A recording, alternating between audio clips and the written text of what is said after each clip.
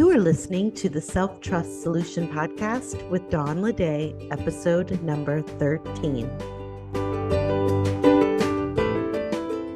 Welcome back. Today, let's talk about being on to your own thoughts. This episode is good for anyone who struggles with self-doubt or negative self-talk. It's also helpful for those who want to just improve your critical thinking, like learning how to challenge your own thoughts. We're going to talk about how to recognize when your thoughts aren't serving you, how to challenge your thoughts and replace them with more empowering ones, the game I play to call out my own thoughts, and how to cultivate a practice of self-trust through awareness and compassion. Want to know where you land on the self-trust scale? Visit me at theselftrustcoach.com and take the free self-trust quiz. Now let's dive in. So have you ever caught yourself believing something negative about you or your life with zero evidence or no real evidence to support it? Maybe you've thought things like, I'm not good enough. I can't do this. I never get it right. It won't work for me. These thoughts can be incredibly damaging to our self-esteem, not to mention your self-trust. And the truth is, they're often based on flawed assumptions and cherry-picked evidence rather than actual facts. For instance, if you take the thought, I can't do this, usually it's based on a flawed assumption that you've never done it before, and therefore you can't do it. But that's completely flawed. If we could only do things we knew how to do already, we'd never do anything new. We'd never try new things. We'd never evolve and grow into who you are now. There are many, many actions that you have taken in your life that you used to not know how to do. And so basing a thought like, I can't do this on a flawed assumption that you've never done it before and therefore you can't is not only limiting, but it's untrue. It's totally untrue.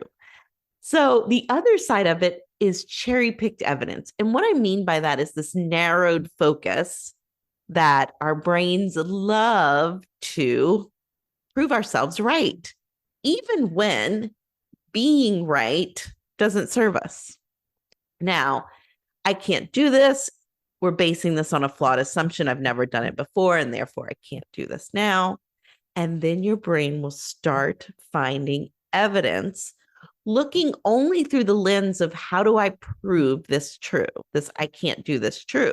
And when it does that, it will pull up things from your past that, seen only through that lens, will try and prove the thought I can't do this right. For instance, if you had something in your past that you did that you weren't excited about the results weren't what you had intended. They weren't what you wanted. Your brain will offer that to you as, see, you can't do this.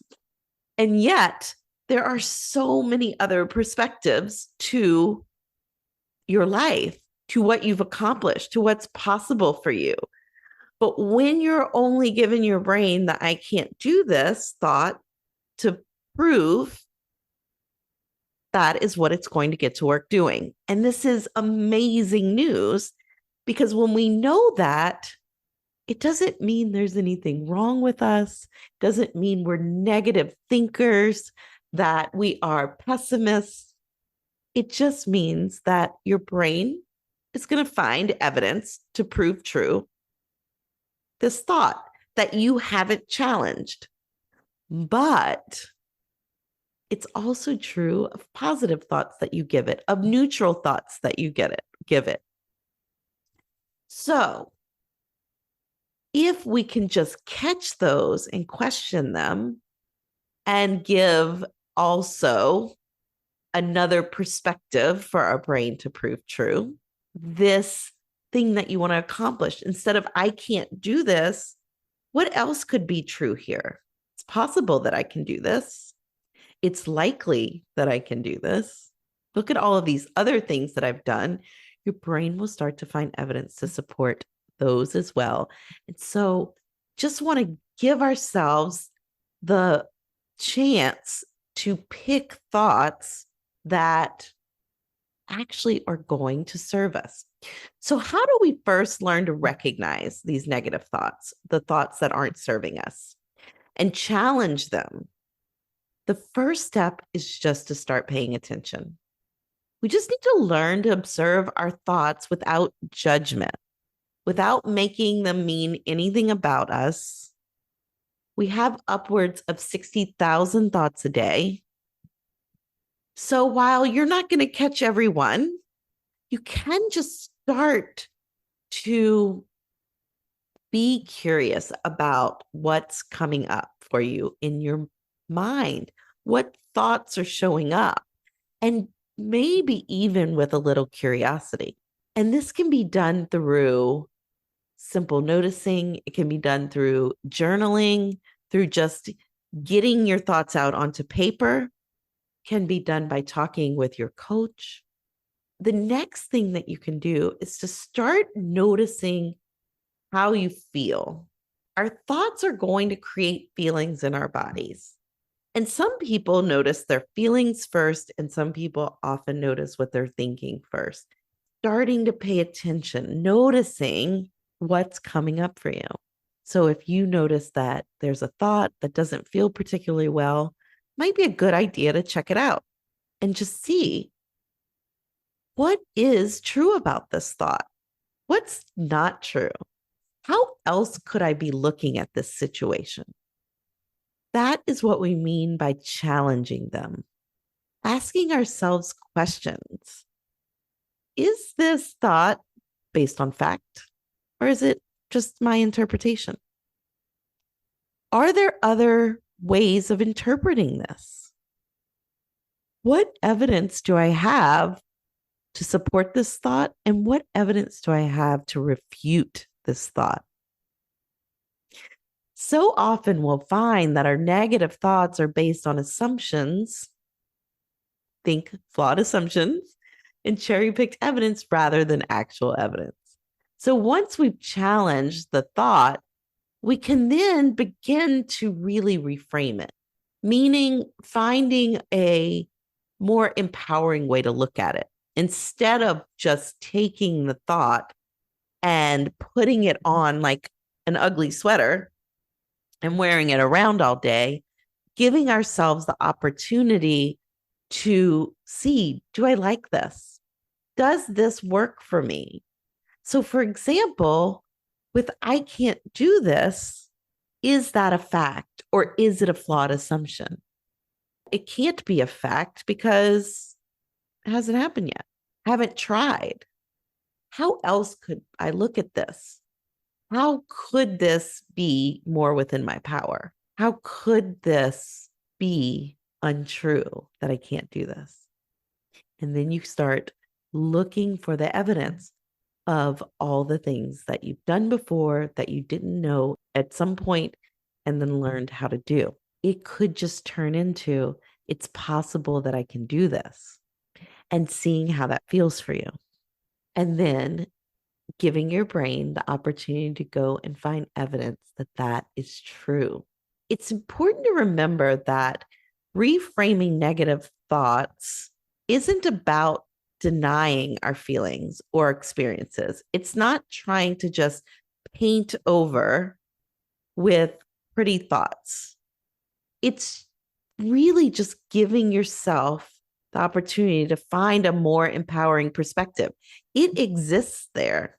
If a more empowering perspective is going to allow you to move forward in a way that serves your goals and you, wouldn't you want to give yourself permission to have that perspective? And you have that choice. So that is what we're playing with here, is giving yourself choice in your own thinking. Instead of believing every thought that crosses your mind, questioning it, noticing it, seeing how it feels in your body, seeing what type of evidence is this thought going to drum up.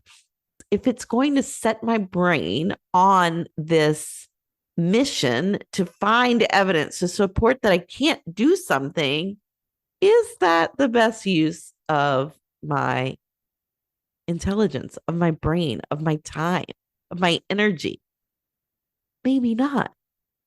So, what else? How else could I look at this? What would I want my brain to go find evidence for? So fun to think of it that way. And just giving yourself that power of choice, that power to decide. Another important aspect of being onto our own thoughts is cultivating self-trust through compassion and this awareness that we've been talking about.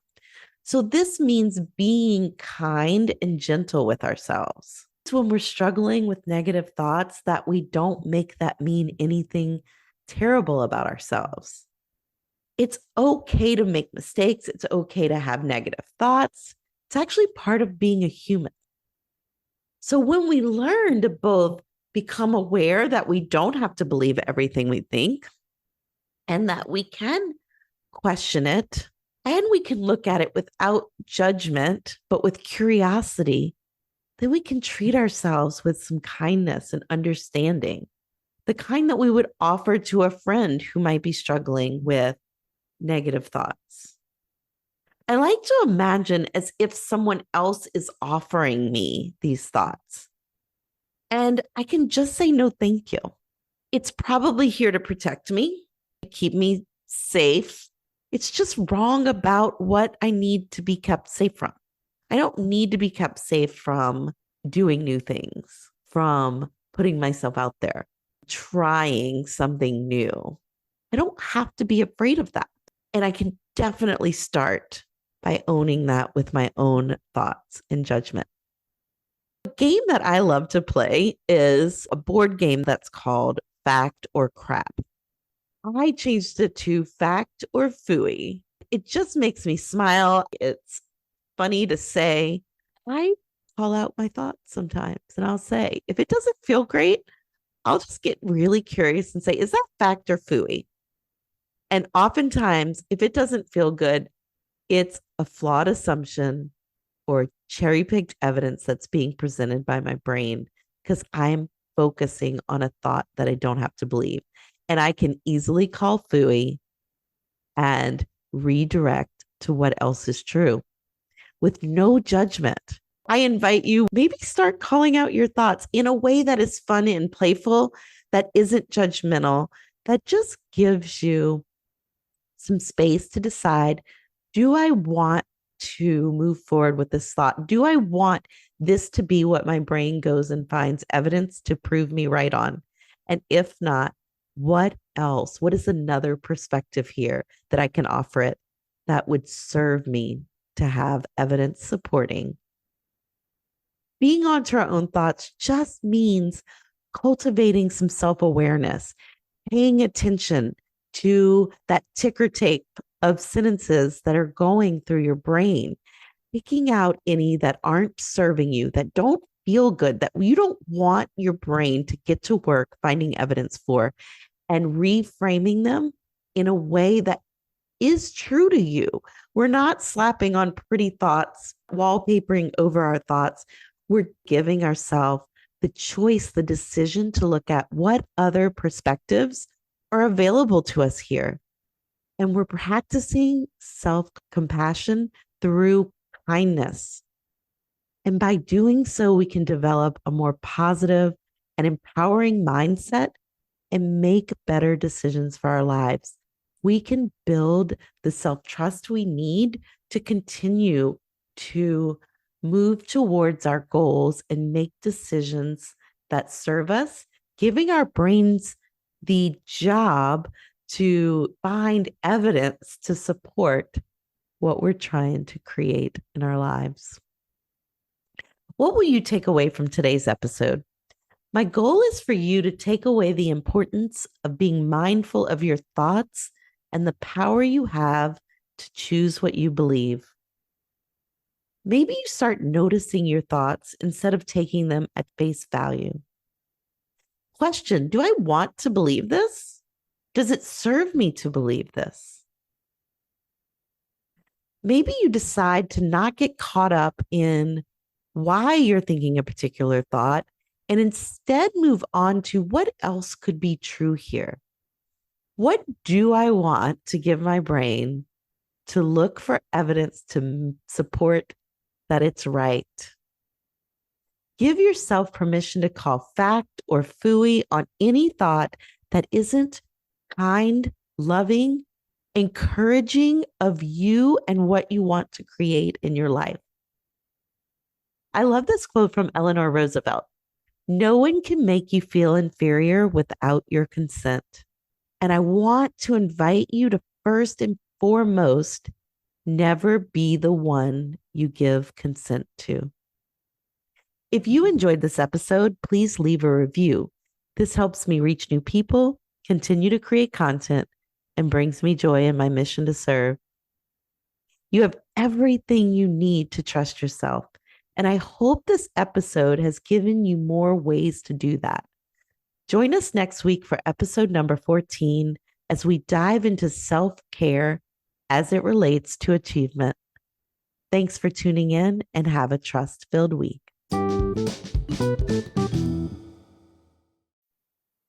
And if you're ready to unlock your self-trust fueled success, join me at theselftrustcoach.com to take the free self-trust quiz. The self-trust quiz will help you identify the areas that may be holding you back and pinpoint where in the achievement process you can use a little extra TLC. Take the free self-trust quiz at theselftrustcoach.com. See you inside.